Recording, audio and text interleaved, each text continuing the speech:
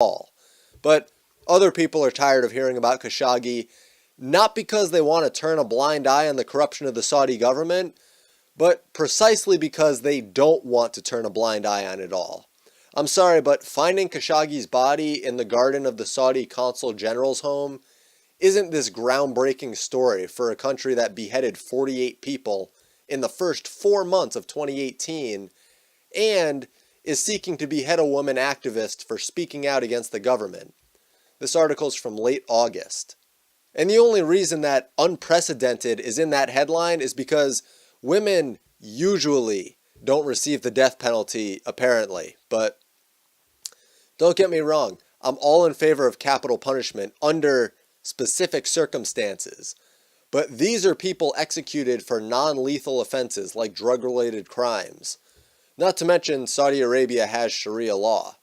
So when the media asks Trump if he'll halt arms sales to Saudi Arabia, that's an obviously loaded question. I mean, what would make far more sense to ask is not, will you halt arms sales to Saudi Arabia in the wake of Khashoggi's death at the hands of someone close to the crown prince?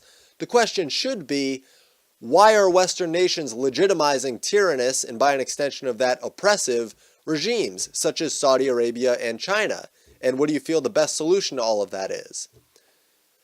Because the best solution is not necessarily to just stop accepting money and products from these countries, but that's what the media should be asking, and there's a decent answer to it that I'll get to here soon, but first let me just explain something. The only reason that market prices for some goods are so low and why the West is exporting low-skilled jobs are because the extra value that you don't have to pay for some goods is extracted from the slave labor that makes it. And that's not to villainize the West, because we have cheaper medical supplies and other technology that not only makes our lives substantially better, but acts as a catalyst for technological development and innovation that can then be exported to the rest of the world. And since cheap products are more China's specialty, that statement's really more tailored towards China and other less popular slave labor countries like Indonesia, Vietnam. But we've been supporting Saudi Arabia since the 30s, but the modern relationship is more since like 1945.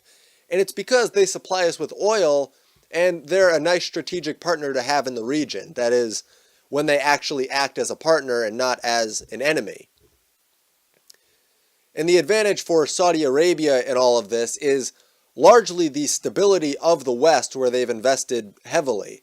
And it's not like Saudi Arabia was more Western in the 30s or the 40s. I mean, they've been ruled under an Islamic absolute monarch for quite some time. Flashback to when Obama was meeting with Saudi leaders and he offered them $115 billion in weapons. That's more than any previous U.S. administration. And if I was going to cover the Bush administration in Saudi Arabia, I'd be here for a long time. But none of this friendliness was at all diminished under Bush before Obama even arrived on the scene. And I have no problem with someone meeting with these leaders. I'm not chastising Obama for that, even though the media's hypocrisy is palpable. I mean, they act like Trump is committed to Saudi Arabia's crown prince, but Trump only offered them $12.5 billion in arms, about 11% of what Obama offered. I understand that there is industry built around this, and war is a profit machine, but where was the media when these bombing campaigns were going on under Obama? Where were the questions on cutting off money and supplies to Saudi Arabia every time that they murder a journalist or an activist or someone committing a non-violent crime? I mean, sure, I'd love to see arms sales to Saudi Arabia halted, and I'd love to watch the military-industrial complex shrink, in theory, but that's not how the arms market works. If the U.S. stops supplying Saudi Arabia, they'll get mad and will lose an ally in the region, and then they'll just get those arms from someone else. And then another country, likely at odds with the U.S., will begin getting extra revenue. And sure, Merkel has already cut off arms sales to Saudi Arabia, but Germany's economy is doing worse than Kenya's and Uganda's. So Merkel's administration hasn't made smart economic moves up to now, but surprisingly, Macron has said that France is not cutting sales to Saudi Arabia. And he was irritated by the question. And the reason, I believe, is the same reason that Trump thought it was ridiculous to cut off arms sales to Saudi Arabia. Because the people in the media asking the question know close to nothing about how a country should be run, but they want the leaders to make emotional and impulsive decisions based on a trending news story.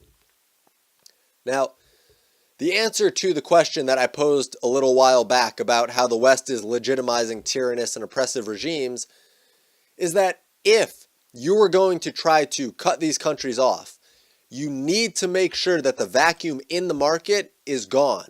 Make sure there is no one else that they can get arms from. Of course, this would require all of the rest of the world to agree to not sell or support certain countries just despite the regimes. This would never possibly work, as demand would go up, supply would go down, and then the price willing to be paid would go up to a point that the weakest link in the chain would break the entire process of letting certain regimes just crumble under their own weight.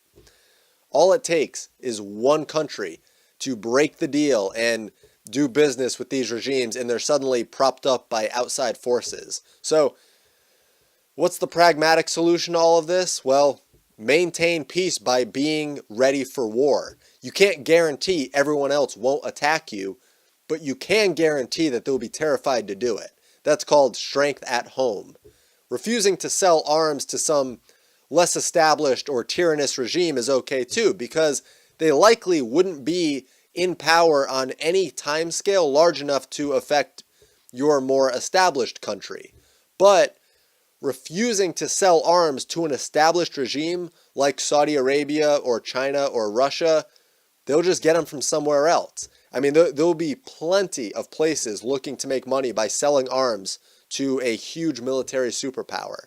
And I mean, you'd rather have that income flowing to the US or the West in general, as opposed to a Middle Eastern nation harboring terrorists or another world superpower vying for a monopoly on global force. So at this point, it's all a balancing act. But to answer the question posed in the title of this video, does Khashoggi's death matter?